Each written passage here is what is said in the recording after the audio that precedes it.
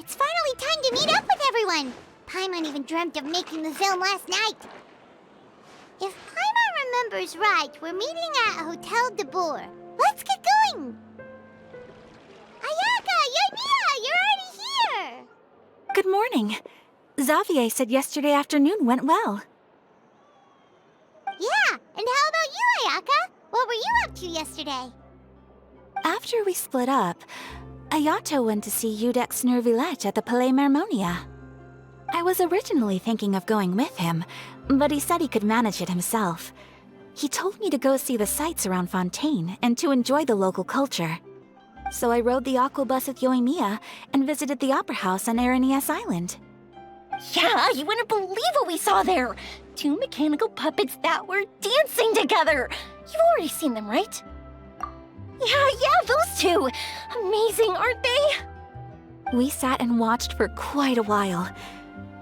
It was mesmerizing, like we could keep watching them forever. Oh, it was the same for us the first time we saw them, too! Afterwards, we went swimming at the beach! Well, diving, to be exact. It was the first time I ever breathed underwater! I held Ayaka's hand and we counted down together. 3, 2, 1, and then splash! We were beneath the waves. At first, I didn't dare to open my mouth. But once I couldn't hold my breath any longer, I decided to take a big breath in. Turns out the water wasn't as salty as I imagined. It didn't really taste like anything at all. Before I knew it, I was breathing like normal down there. It was an amazing feeling. Ayaka said I was too nervous and needed to loosen my grip. She got used to everything way faster than I did.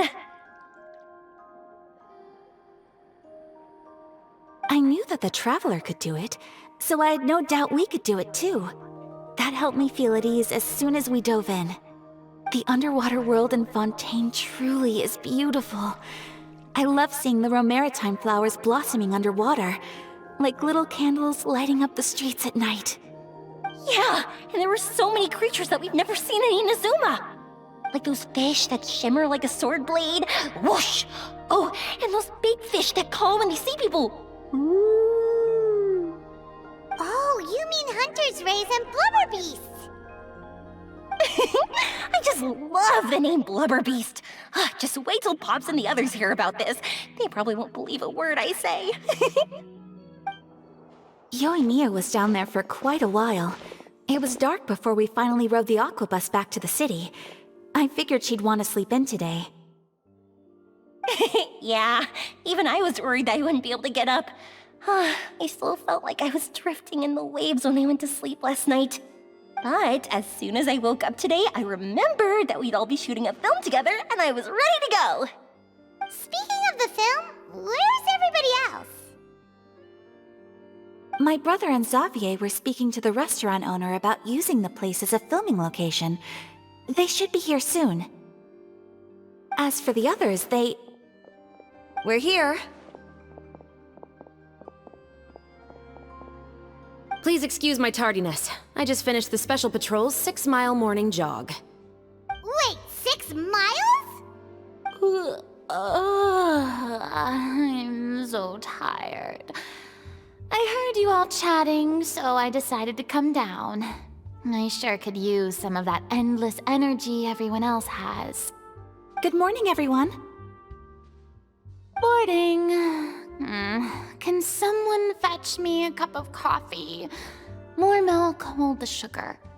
Sure, I'd be happy to do that for you. No, you can't go anywhere.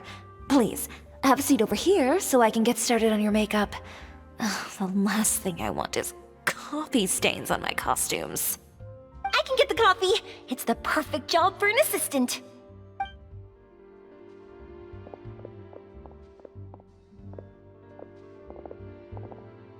So much energy. Seriously, what's her secret? Oh, Yoimiya's always like that. But you sure look exhausted, Farina. It's because you're not used to waking up so early, huh? Of course not. I spent the whole night reading the novel from cover to cover, marking sections that either need to be omitted or adapted. Wow, Paimon didn't expect you to be so thorough. Well, I was the biggest star in all of Fontaine after all. It takes more than just a pretty face to earn a reputation like that. I know how to get serious when the situation calls for it. I went all out when I was acting as an Archon, so why wouldn't I do the same for my own life? Here's your coffee, Director Farina.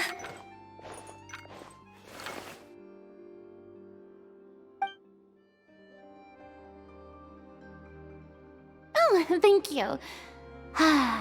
The sound of being called director and the aroma of coffee feels almost as refreshing as hearing the birds chirping in the morning. Ah, it seems everyone has managed to arrive on time. We've reached an agreement with the restaurant owner. We are free to use the second floor to shoot our film. Really? That's great! He is really looking forward to our film, and hopes that providing his restaurant as a filming location will attract more customers. Well then, Mr. Xavier, I'll leave the rest to you. Okay, thanks. First, I'd like to introduce our new members. This is our prop manager, Veronique. She'll be in charge of all the film's props and items. And this is Bonneau, our lighting technician. He'll be in charge of lighting and illumination to set up each scene's atmosphere. Wow. Sure feels like we have some real professionals joining the crew now. First of all, please allow me to first express my sincerest gratitude to everyone in the crew. When my investor informed me yesterday that he wouldn't be able to provide the funds, I really thought that this was the nail in the coffin for this film. I had no idea that I'd find so many people willing to help me on such short notice. Thank you. Thank you all from the bottom of my heart. No need to be so cordial, Mr. Xavier. We're all honored to be a part of this. Your works made a profound impression on me when I saw them back in Inazuma. I am sure that someday, this film will be remembered as a prime example of cultural exchange between Fontaine and Inazuma. Yes, the story is the reason I agreed to join. I can't bear to even imagine what this film would look like without the very best director. Anyway, I would like to make a promise to everyone that as the producer of this film, I'll do whatever I can to ensure that everything goes as smoothly as possible. This is not just my film. It also embodies the thoughts and feelings of every person here, as well as the endless effort we are about to pour into it. So, without further ado, the Two Musketeers will officially begin filming now! You may take it from here, Director Farina. All right, listen up, everyone.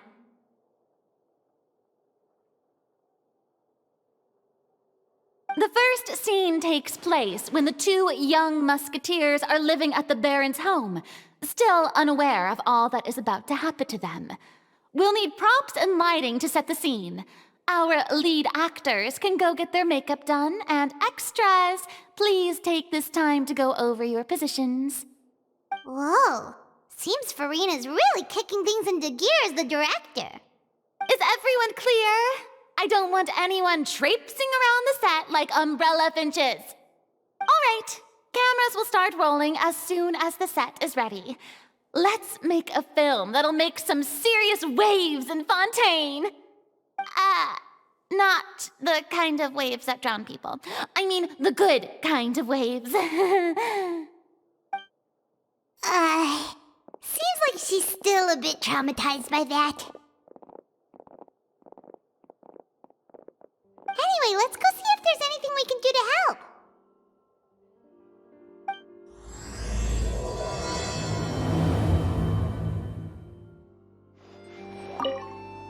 I don't need any help here. Why don't you try asking someone else?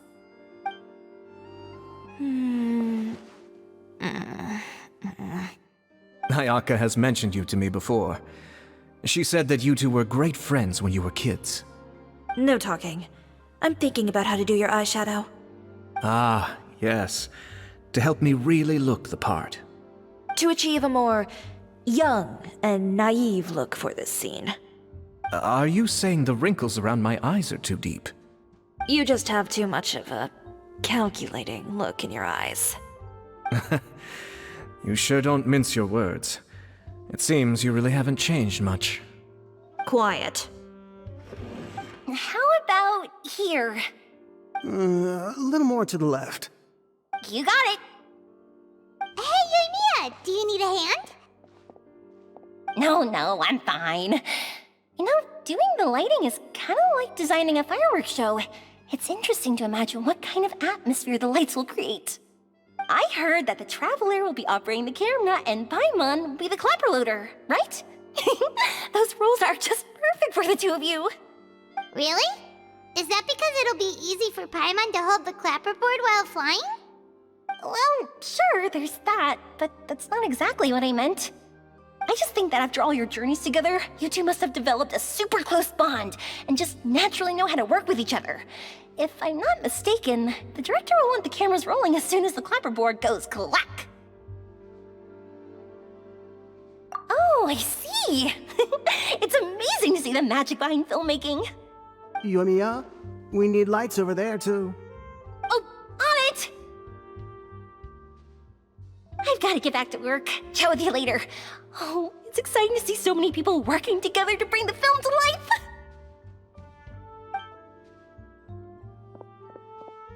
Seems like Yoimiya's really getting into it. But she was right. We do have a super close bond, don't we?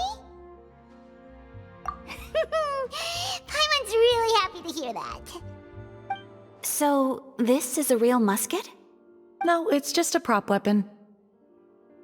Not bad. Have you seen a real musket before? Only in books and newspapers. I made this one based on the relative shape and proportions I saw in reference images. When we're filming, some special gunpowder will be applied around the muzzle, which will help create the flash and smoke effects of a real gun being fired. Which means it'll be up to the actors to portray the recoil. That's right. The sound effects for gunshots will also be added in post-production. Thank you, Veronique. I think I know where to start now. However, the musket's gears and firing pin could still use some work. Adding some wear on the metallic components will make them appear more realistic. Also, be sure to rub the muskets with some oil each time before we start shooting. That'll give the impression that the firearms have been well maintained. Good point. You seem to know a lot, Miss Chevres. I assume you use these types of firearms on a regular basis? Yes, I perform routine maintenance on my weapons every day.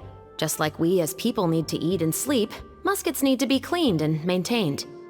I also perform similar care for my sword every day, and familiarize myself with its shape and weight, to the point where it feels like a natural extension of my body. Yes, this way, our weapons will never betray us in the heat of battle. Yes, well said. It seems we have the same philosophy on this topic.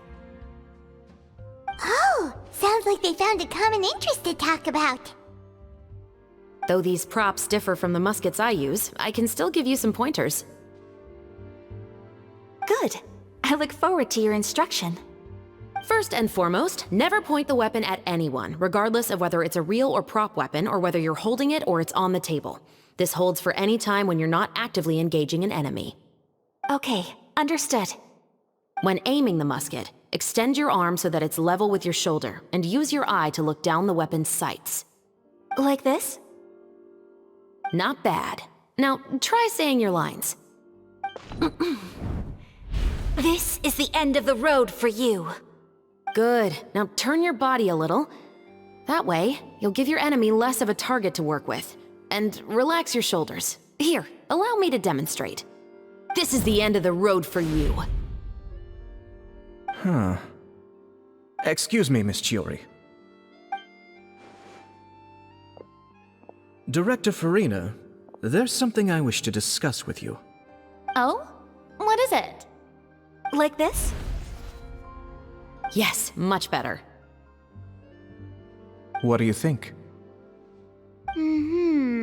I do see your point. But are you sure you wish to do this? I believe it would be most fitting. Well, if you insist. All right, I understand. Miss Ayaka, Miss Chevris, could the two of you please come over here? Huh? What's going on? Are we gonna start filming now? Let's go see. What is it? I have a question for you, Miss Chevris. Would you be willing to play the role of a musketeer? What? To clarify, I would like to turn over my role to Miss Chevris. But brother... Don't worry, Ayaka. I actually view this as a good thing. I was becoming troubled trying to set aside some time to speak to the staff at the Palais Mermonia. I would like to have some conversations about the cultural exchange between our two countries, and I've heard that the bureaucratic process here can get rather complicated. Now, I will be able to focus on my work. Besides, you also know that I'm not really one for public performances. Are you really sure? From a director's point of view, I also felt like the relationship between the two musketeers in the original story could be improved. The older brother in the story plays the lead role with his overbearing character, but this causes his character to overshadow that of his sister, and the theme of the two supporting and relying on each other isn't conveyed very well. But if we were to change the siblings to two sisters of a similar age, then that aspect of the story might come through more clearly. Also, I've seen you instructing Ayaka. That cold and dignified personality is exactly what we need for the older musketeer. Of course, even with all these insights, the decision should still be made by Miss Chevris. Chevros mentioned that she really likes the story, right? Paimon bets that she'll take the role. All right, I'll take the role. Good. It's decided then. I'll get started on making edits to the script. We'll also need to make some immediate adjustments to the lighting, props, and costumes. I have a feeling that our adaptation will be even better than the original story. You're doing a great favor for me, Miss Chevris. You have my gratitude. Don't mention it. I like this character, so if anything, I should be the one thanking you. Well, since my brother is the one who brought up the idea, I suppose there's no need to worry. Let's go, Miss Chevris. I look forward to working with you.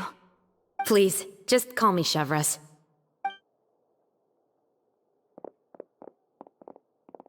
Seems like you're really going out of your way to solve the problem I was having with your makeup. Surely you jest, Chiori. I assure you that I was mostly motivated by a desire to spend more time on formal business. Oh, come on. You really think I'd buy that? According to what I've heard from Ayaka, her brother is someone who can juggle 10 different matters at the same time. I'm sure you have other reasons for backing out. Perhaps. Ayaka always said she wanted to go out and see more of the world, just like the Traveler.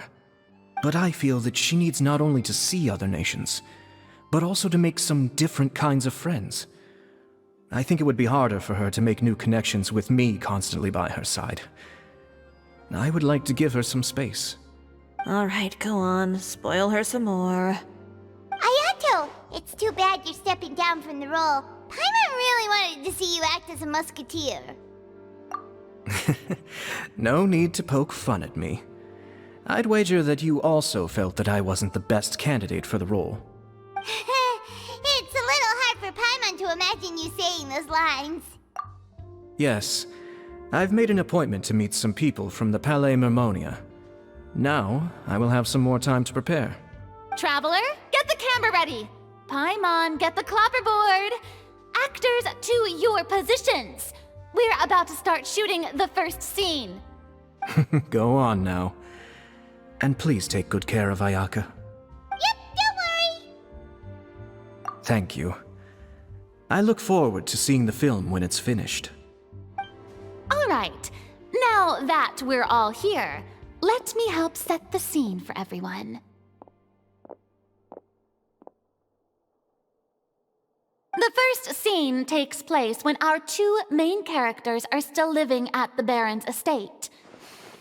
They've been ostracized and verbally abused by others in the household, but they still have no idea why. We want to capture how naive and innocent they are despite their pain. Chevris will be playing the role of the older sister, Tulip, and Ayaka will be the younger sister, Iris. Be sure to get close-ups of the main characters at the right moment. Silence on the set! Lights, camera, action! Let's go! Tulip, Mother's been out for quite a while now. Perhaps she went to pick some flowers on the way home. You know how she loves flowers. Iris, Tulip! I'm home! Mother! You were out for so long, we were beginning to worry about you. I'm sorry, but I'm back now, safe and sound. Here, I brought your favorite treat. Apple turnovers. Mother, what are those bruises on your hand? Huh? What bruises? Oh, I must have bumped into something while I was working yesterday. But I didn't notice them this morning. Then perhaps they're from when I accidentally tripped when I was out just now. By the way, did you have fun playing at home? What's the matter, Iris? Well, we've realized that no one really wants to play with us. They even took Iris's doll and spat at us. And they even called us names. They said we were... Shh. It's all right. Don't worry. Girls, listen to me. It doesn't matter what anyone says. Don't listen to them. No one can define you with such words. You both have wonderful lives ahead of you. Just like your names. You will both blossom like beautiful flowers. Maybe your time to blossom hasn't quite come yet, but one day, you two will bloom more beautifully than anything else. Don't let the soil you're in now ruin your future beauty. Understand? My dear daughters. And cut! Not bad. The actors' emotions were all on point. Let's keep that take. Also, if our clapper loader could avoid shouting at the start of the scene next time. Oh, got it. Great. I was a little worried that my nerves would get the better of me. What about you, Chevris? I felt fine. The lines weren't too difficult at all. Seems like Farina must have adapted the role nicely. You two were great. I couldn't tell it was your first time acting in a film. You should have more confidence. Thank you for your encouragement. Positions, everyone! We'll move on to the next scene after we try a few more camera angles.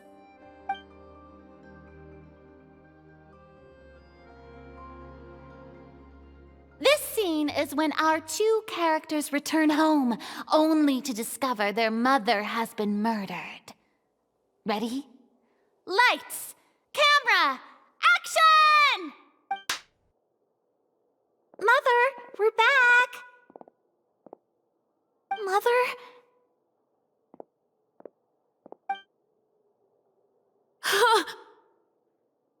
What's wrong, Tulip? Iris, stay away! Huh? Why? What's... Mother! Mother... She's...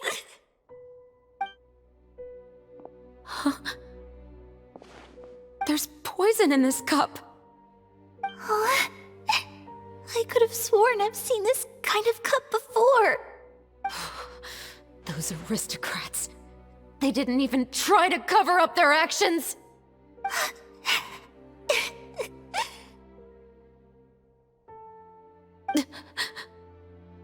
Iris, we need to leave this place. Leave? But now that Mother is gone, where can we even go? Anywhere. All I know is that we can't stay in this house.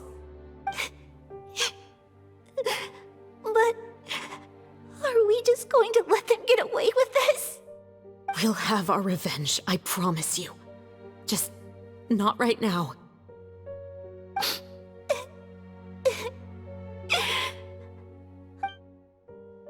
Come on, let's go.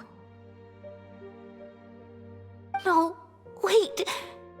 We can't just leave Mother here like this. At least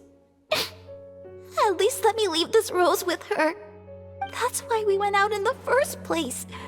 To buy her this flower. All right. Goodbye, Mother. We'll avenge you. Someday.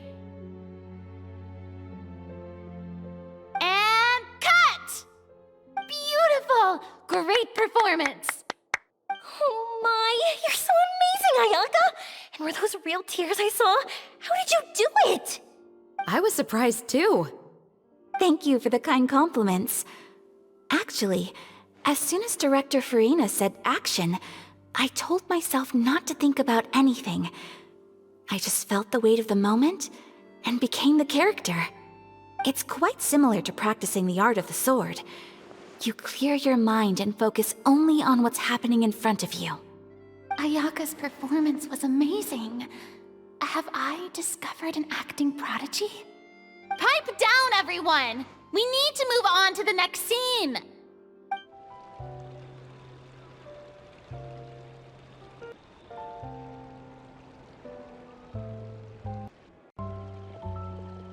Huh? Are we done already? But Paimon wants to keep playing with the clapperboard. How do you feel, Traveler? Is your arm sore from holding the camera all day? Good work, you two. You too, Shivers. You were quite the actress today. I've read this novel many times before. I have a good grasp of my character's mindset. Anyway, do you remember my request from yesterday? Oh, right! We were having so much fun that Paimon nearly forgot! You have a case where the murders seem really similar to the cases in the novel, right? So, how are they similar exactly? In the story, the main characters grow up to become two musketeers, always using their guns to carry out their revenge. And on each of the victims, they place a rainbow rose as a signal that they've returned. Yes, that's correct. We found rainbow roses just like in the novel. Seems like you're connecting the dots now. Oh, that does sound pretty concerning. Especially after seeing the script today. Oh, now Paimon can't stop wondering what kind of ulterior motive the murderer might have. What do you think, Traveler? You're smart. Paimon wants to hear your thoughts. Good. On behalf of Fontaine's Special Security and Surveillance Patrol, thank you for your dedication to justice. There's no time to lose. We should start investigating right away. Follow me. Huh? Right now? But we just got done filming all day. Paimon's so tired. The most valuable intel always comes after nightfall. They are like small, remote islands in the middle of the sea. If you don't stay vigilant, you will pass right by them in the fog. That's how one of my favorite books always puts it, at least. So, where are we going right now? Let's start by checking out some workshops that sell mechanical components. If the culprit is making their own weapons, it's very likely that they'll visit those sort of places.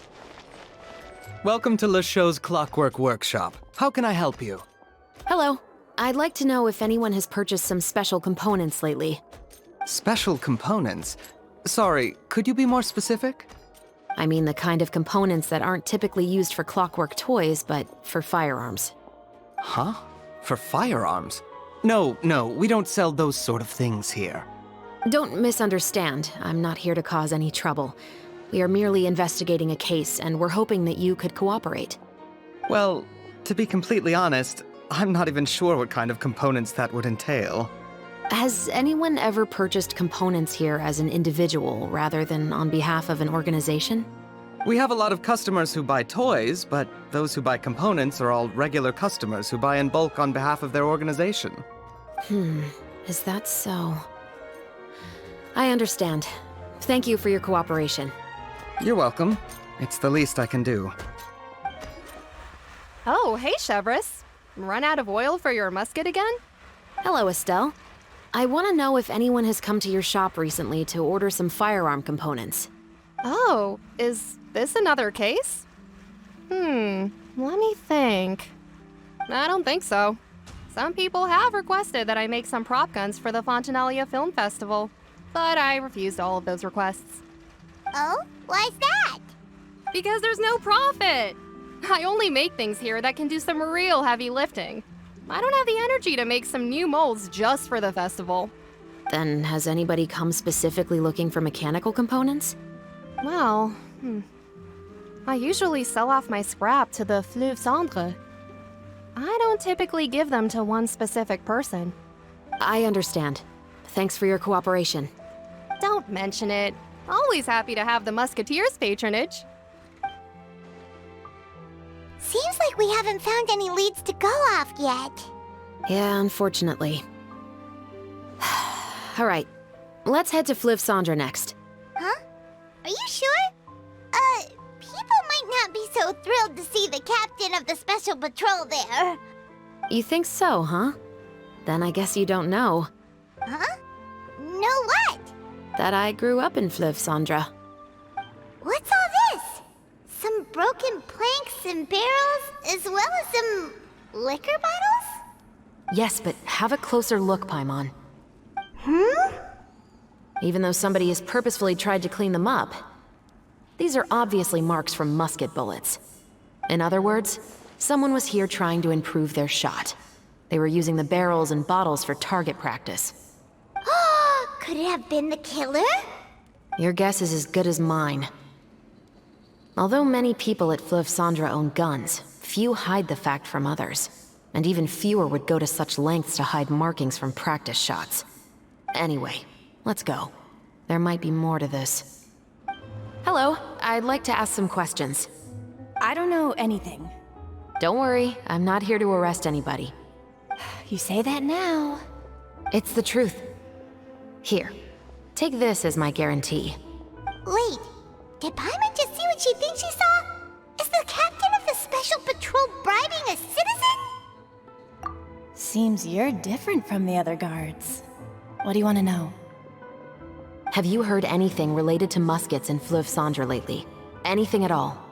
Muskets, huh? All I know is that about 2 weeks ago, we started hearing some loud noises at night. So loud that it's been waking me up. Were they gunshots? Possibly. It's hard to tell around here. Someone's house collapsing, a pipe exploding somewhere, it's all the same. But the noises I'm talking about definitely happened after I fell asleep. Do you know where the noises were coming from? I don't remember clearly. Is it that you don't remember, or that you need to think about it some more? You tell me. Then please, think about it some more. She's giving her even more Mora! The noises came from the end of the Southern Waterway. I came out and had a look for myself when I wasn't sleeping well, but I didn't dare get too close. That's all I know. All right, I'll take your word for it. Thanks for the pâte de fruits.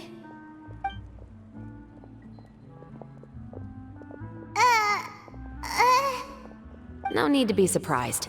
I grew up here, remember? I know how to get people around here to talk. My apologies, I'm all out of sweets. Though I do have some other tempting snacks in my custody. Fries, fried chicken, and even onion rings. But taking care of junk food is my responsibility. You're better off sticking to your normal, nutritious diet. Now then, let's keep going. It's been a while, Tetro. Please, just get on with your request. I want to know if you've heard anybody talking about muskets lately. Information isn't free, you know. I've heard that bandits have been extremely active in the countryside recently, and they've been affecting the delivery of goods to Poisson. I can allocate some more manpower to help out with that problem. What do you say? You're still as helpful as ever. One of our men got drunk at dinner about a month ago and lost his gun. 3 days later, it turned up in the corner here. What's weird about that? He just forgot where he put it, right? This is Fleuve Cendre, my friend. Anything of value left in the tavern won't ever make it to the next day. But that gun turned out to be an exception. It didn't get any new wear and tear on it, and didn't even appear to have been fired. We were quite mystified as to what could have happened. I suspect it came back because the weapon was already known to the guards. You mean, a criminal was afraid the Marechaussee Phantom would use the shot marks to track them down? Maybe. But if that's the case, the culprit really took great care to avoid getting caught. I didn't say anything about a criminal. In Fleuve Sandra, knowing who was killed is as easy as knowing what clothes you're wearing today. It's the guy living in the East Side, isn't it? I've never liked him. Every time he's here, he just orders a drink and sits there with a nasty look in his eyes. So, who was the one who lost the gun in the first place? Don't bother. Even if you asked, he wouldn't admit to owning a gun to some strangers. Not to mention the captain of the Special Security and Surveillance Patrol. He's right. I know you grew up here, Chevres. Even though you're on good terms with the Spina, you've still been gone too long. Not many people know you here now, and a lot of people don't like the Special Patrol. I know. So take my advice and don't show your face too much around here. It's for your own safety. I'll come and go as I please, and I'm afraid I'll be appearing more often due to my work. All right. Don't say I didn't warn you. Seems like that's all we'll be able to uncover for today. Paimon feels like we managed to learn a lot more here than up on the surface. Yes. Assuming that everything we found is indeed connected to our suspect, then their timeline was probably something like this.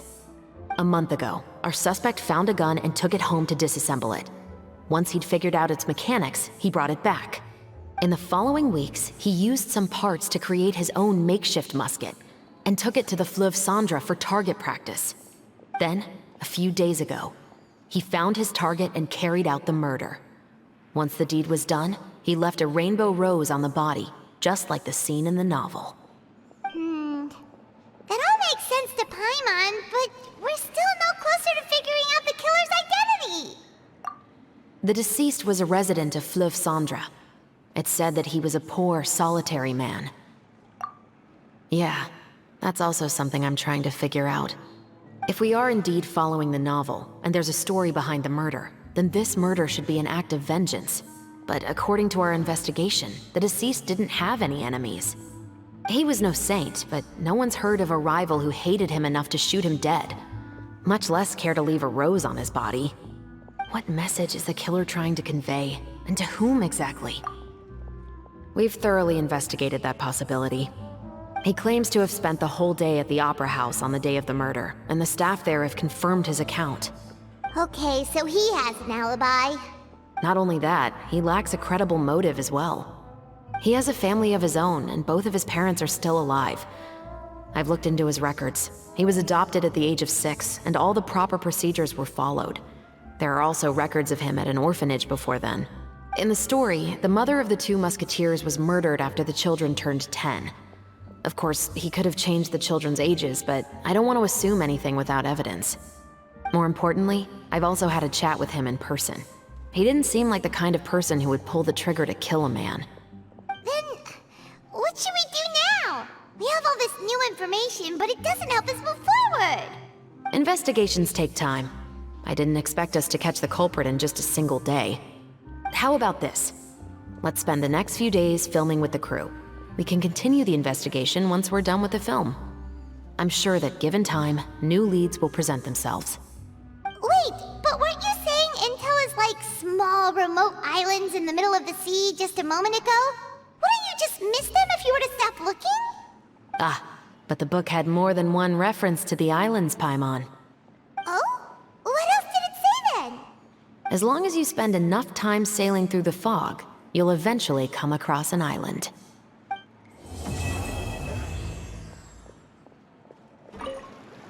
What? Never thought that the captain of the Security and Surveillance Patrol could come from the Fleuve Sandra? Honestly, I'm pretty shocked too. There used to be a time when I thought I would never be able to join the guards. But, as long as you can distinguish yourself through your accomplishments and skills, you'll eventually be recognized for your worth. If you look at it another way, my life at Fleuve Sandra has actually taught me a lot of valuable skills. Skills like how to barter with criminals or how to think in their shoes. Of course, I'd appreciate it if you could keep this a secret between us.